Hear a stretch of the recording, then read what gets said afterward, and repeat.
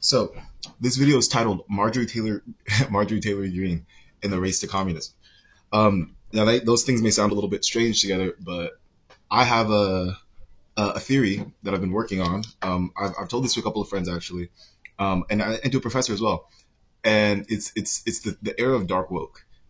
Now, when I say dark woke, what I basically mean is that a lot of the more progressive victories we're seeing an abandonment of even an attempt to like engage on social issues because the right has really effectively weaponized that space and kind of like monopolized it in a way that's really unproductive to try to counteract, right? Like the idea that the best way to fight against the right wing saying, hey, um, aren't you mad about these trans girls in your daughter's kindergarten fucking triathlon or whatever? I don't know, whatever idea is supposed to scare people about trans people in sports. Saying trans rights and having a trans flag and bathing yourself, I don't know, making your fucking campaign account be the trans flag colors or something like that. I feel like maybe in 2018, maybe in 2016, even 2020, that would have been like seen as the kind of response that we actually need.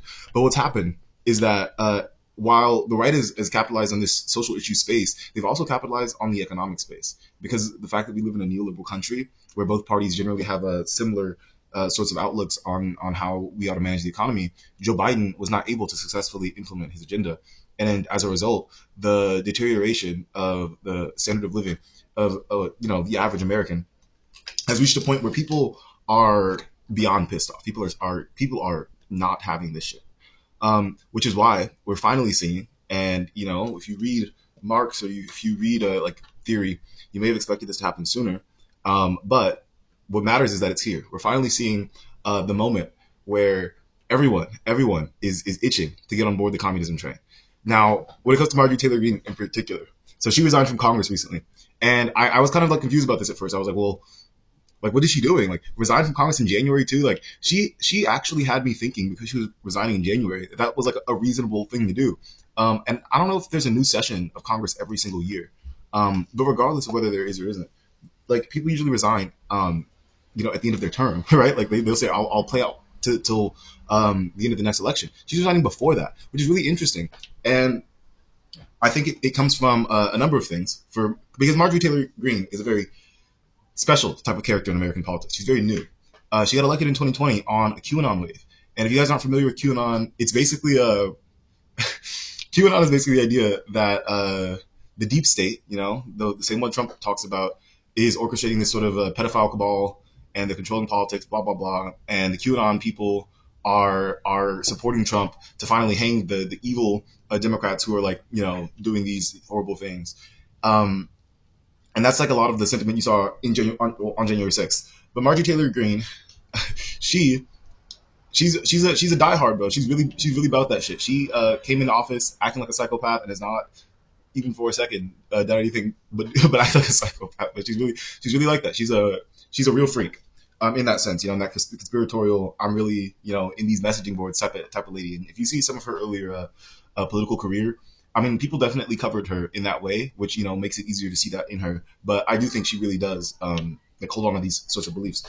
But Marjorie Taylor Greene, despite the fact that she started off her career, this QAnon like diehard loyal to Trump, things are different now in this current political climate because Marjorie Taylor Greene may be crazy, but she's not stupid. Marjorie Taylor Greene has dumb ideas, but she has ideas. She believes in things. And so when she looks around and she says, "Hey, well, Donald Trump, this is the second term. The first term, Donald Trump, fine. The deep state was going to kill you, and the evil, scheming Democrats, blah blah blah, Robert Mueller. There's all kinds of distractions you can point to and say Trump wasn't successful because of these people. Has nothing to do with Trump.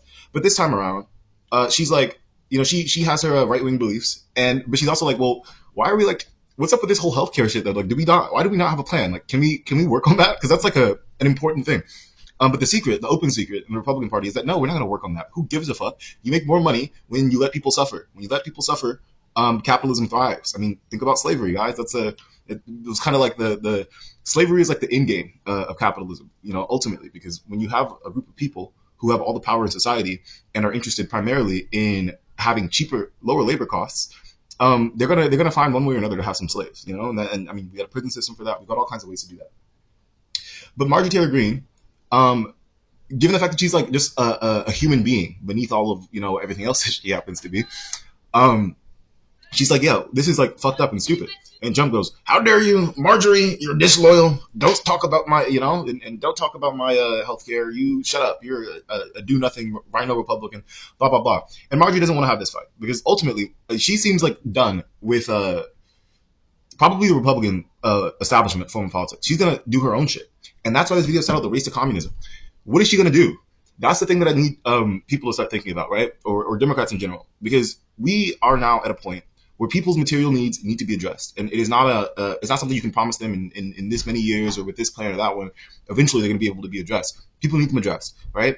And we have already a collapsed space in terms of social issues because the Republicans they've cooked that shit. They've cooked the shit, and social media is all owned by fucking Republican Nazi billionaires. Elon Musk, let's not forget, did a Sig Heil twice on the day of the inauguration, twice, dude, fucking twice, and nobody cares. So that is a huge issue. Excuse that strange cut.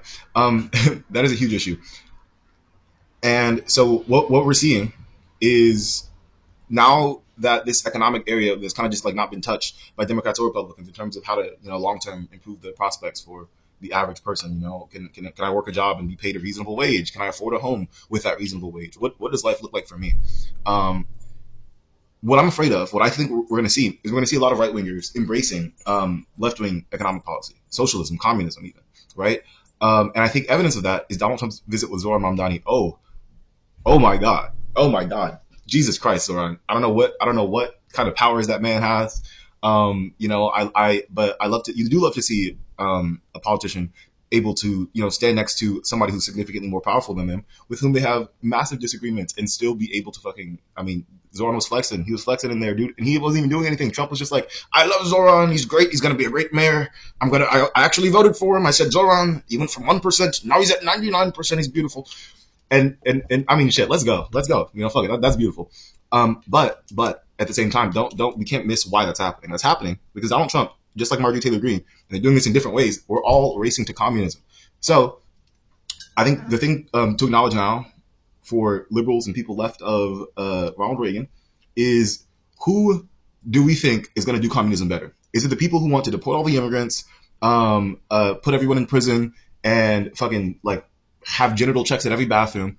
Or do we want those people to deliver the policies that the American people need, policies that actually improve their quality of life? Or do we want the people who have reasonable opinion, who say, I don't know, maybe don't like wince in disgust when they see gay people who don't refer to black people as blacks, possibly? Which group do we want to win over the hearts and minds of the American people? And this race to communism is going to determine the future of American politics.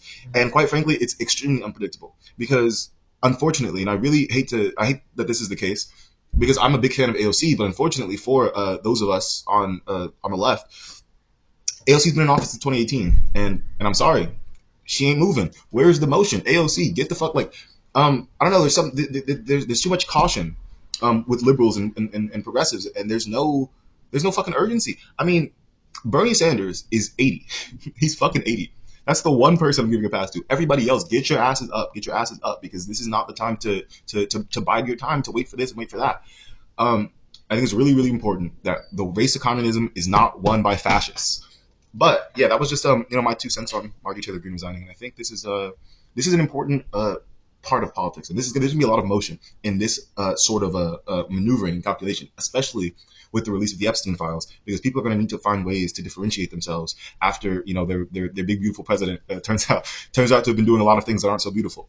But yeah, I really don't know where this is going to go. It's exciting times, but also terrifying times, and I guess that's just what politics means these days. How to be both scared and giddy for the future at the same time. But yeah, I guess I just want to finish the video by giving my proper diagnosis. I think if Marjorie Taylor Greene locks in, I'm not liking what the world looks like. I'm not liking what the world looks like, because it's not very hard to speak to people. Donald Trump can do it. He's a fucking billionaire. Zoran Mamdani can do it, and he's literally a Muslim fucking socialist born in Uganda. Okay, anyone can do it, including Marjorie Taylor Greene, also known as Marjorie Titan Greene. There's some comparisons that are really interesting, I would say. But ultimately, Marjorie Taylor Greene cannot be the one to do the shit. If she does, she might just fucking cook. She might just cook, and she might not be stoppable. We might have President Greene, and I don't like that future. So what I really do hope will happen instead is that Democrats fuck off and stop getting in the way of progress and stop stifling their leftist energy, their leftist momentum, their left flank candidates in general. We'll see if that happens. I think guys to look for people like Graham Plattner. Hopefully, Dark Woke carries him over the finish line as well, but only time will tell.